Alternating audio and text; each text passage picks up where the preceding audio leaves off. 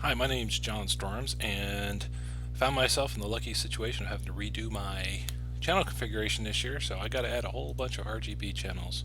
So I figured we'd tape this and show you how we add a whole bunch at once. So I pull up my 2013 sequence. This is actually a new song I'm doing, but I used last year's configuration to do it. And I come all the way down here to the bottom, and what I'm going to be adding is a whole bunch of pixels. So I got 2 controllers of pixels, and then I got 12 floods that I want to add. So if I were to go and add it manually, I could say, okay, go in here, insert RGB channels below, and it takes a really long time. It's a pain in the butt. But what I'll do is I come up here, I go to File, Edit, Export Configuration, save it as something that I know I can find. I'll call this one Starter for 2013. Exit out of here, and then I pull up Bob's Vegomatic. And the way you find this is you go on Google and you search for Bob's Vegomatic, and it pulls this up. So here I say, okay, what do I want to do? So let's see, I have 13 strings, but actually the first 7 are going to be on the first controller, and each one has 125 RGBs. Okay. Controller position, and this doesn't matter for what I'm doing. Network type is DMX, and so this universe is going to start at universe 1, and it's continuous. Strings per universe, continuous. That means it's just going to keep on counting. And then this just displays it here. And I'm going to call this Pixel Trees. Save. It will use this when it imports it. Okay, so now I go to Export, and I'll say Set Starting Config, and then what I do is I go into here, I'm going to go to the directory where my light-o-rama lives, open up sequences, and then I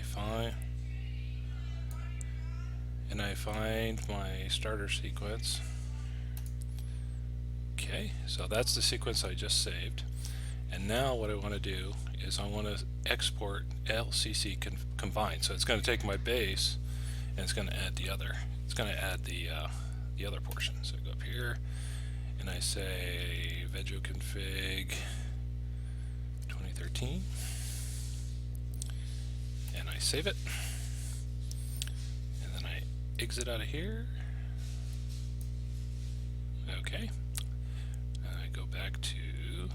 I'm doing this on Windows 8, but it should work the same anywhere. And now I go open up my Dominic the Donkey, edit, import,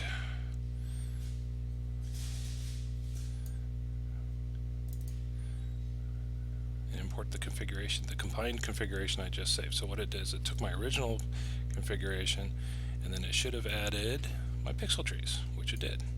See? Strings 1 through 7. Okay, so that's my first 7. Now I got 6 more. Whoops. So I'll do is I'll open up Vegomatic again. I'll call that Pixel Trees. This time I have 6 more strings because the first controller is going to have 7 of the trees. The next one's going to have 6. Each has 125 RGBs. This time though, the universe, according to my notes, will start at universe 7. So let me just double check this. Yeah, so my first trees, there's 125 RGB bulbs in each one. Each RGB takes up 3 channels, so that's 375. So 375 times 7 gives me 2,625 pixels, or 875 channels, which takes me all the way to universe 6, channel 75. So I'm not going to split universes across my controller, so this one's going to start at universe 7, and I'm also going to have it continuous. So 6 strings, 125 RGBs each. Go to export, set starting config, and now watch this. This time I'm going to take the one I had just saved. Alright, and I'm going to say export combine, and let's call this B. Save it. Now I'll pull up my light-o-rama just to make sure it worked. And now I'm going to go edit, import channel configuration, B. Now of course we all know not to mess around with the master track. We don't rearrange things in the master track, we just add to the end of it. And that's exactly what we're doing here. Now, you notice the load time there? Well, that's to be expected because there is a lot of channels. So now this is the second set of pixel trees. Alright, so now that's all great. So now what I want to do, you probably don't have to exit out of that, but you know. Now what I want to do is I want to add my RGB floods. So I got these really nice RGB floods from light-o-rama, and they're awesome.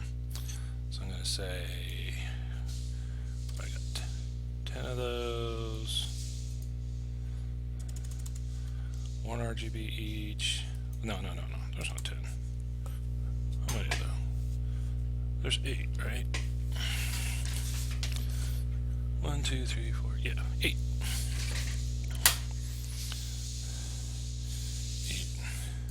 1 RGB each. These are light-o-rama. Oh, and I need the IDs. Let me check the ID code.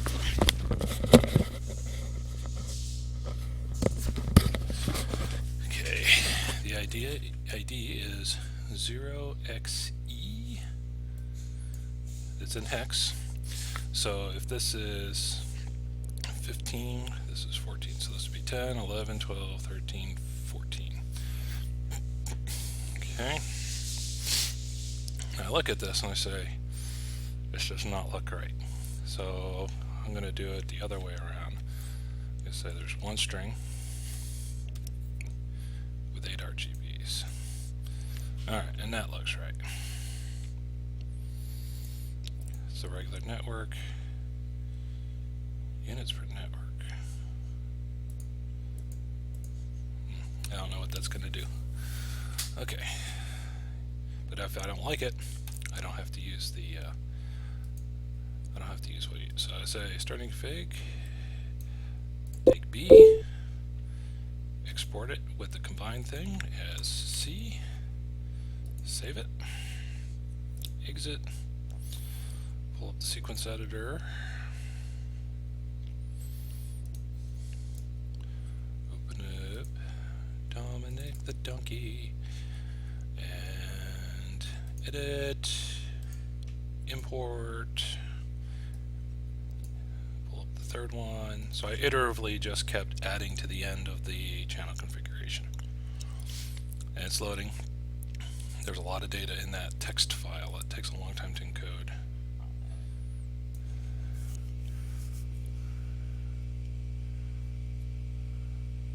Huh.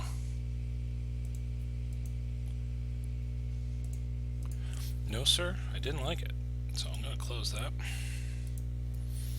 I'm going to say open recent. And of course, all of you watching the video can go back and see what I did wrong.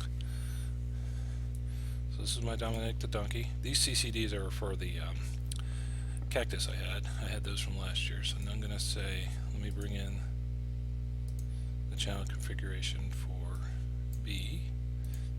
This should have all of my pixel lights, but not the RGB floods. It takes a long time because that's a big file. You want to use Xlights to convert that to a binary and run it from Xlights for the actual show. Okay, so I have them here. So what I'm going to do instead, because it's just as easy, I'm going to say insert a device, insert device below, and I'm going to call this my DC RGB Floods. And then I pick the device, and it is, they got that really awesome board. It's the 24D. It's that DC board. I don't want to add it as a group. It's the unit ID is E. It's on my regular network. And you can either add it as 24 channels or 8 RGB channels, because you can actually control them individually if you wanted to. But it's like, hey, I got RGB, do the RGB thing. Okay, and voila, there they are, RGB Floods. So I'm all set. Oh yeah, while I'm here, oops, I'm going to save this as Dominic the Donkey 2014. This is my new, I gotta go add some more reindeer and a few other things. Gotta clean this up, like the reds I'm not going to use and some other things. But when I go in, I'm not going to use these. What I'll do is I'll just go in here and I will take out the device type and the unit information, and but I'll still leave the channels there. Otherwise, when I go to import this new configuration to my other channels, it'll get all screwed up. So I want to go check my network settings. Preferences, DMX, I make sure that's checked. I go over to network preferences, and you see what I did is these first 6 universes are going to go to this controller. And it's a SanDevice E682, which is really, really nice. And then what I want to do is have these other universes, which now are going to be 11 instead of 10. I'm going to send these over to the new one I bought in Conroe at the Academy, and I'm going to switch this to 2.8. Now, some people say use multicast. I used to do networking in a previous life, and this really is a unicast application. So I come over here and I switch these two, and I put it on 208. By default, it uses 206. So I keep 206 clear. In case of an emergency, I can go and add 206 to this network and then reconfigure it for another device if I had to add another one. Because if I had 206 and then I brought on a new device, I would have to get it off on its own little network, otherwise their IPs would conflict. Okay, so I hit apply. So now my network settings, which are not saved in the configuration, are set up on this computer, so everything should go to the right place. Whoops, except I'm now using 11 universes. So I'm not using an adapter. An adapter would be like if you had an NTAC or something like that. I'm using E131, which is DMX over Ethernet. And I put in the IP address, and this IP address is part of a network that is specially designed not to be routed. So this is designed for people's home networks. 208. And now I'm all set. Okay, so basically what I did here is I added 2 pixel controllers and a light-o-rama DC controller to my configuration, and it was way easier than doing them by hand. Now if it's a light-o-rama device, as you can see, it was pretty straightforward. And so now I go to Edit, Export, and I'm going to put this one, I'm going to call this one, I version them, so I'm going to call this one Arrowwood, and I'm going to switch how my naming convention goes. I'm going to call it Arrowwood version 1.